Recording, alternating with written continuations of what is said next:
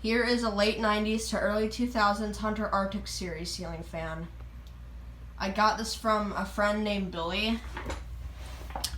He was getting rid of this fan, and I asked him if I can have it, and he said sure. Well, here's the light.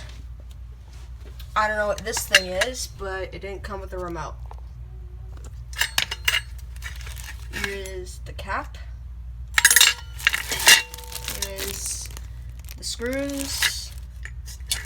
And here's the mounting bracket. Here's the fan itself, and the brackets are based off from the Hunter original. Here is the pull chain. It's really stubborn. Here are the blades. It has 5 blades. Reversible cherry to oak blades.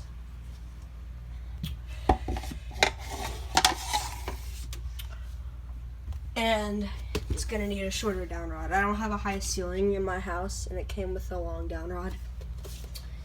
Anyways, that's about it. Thanks for watching.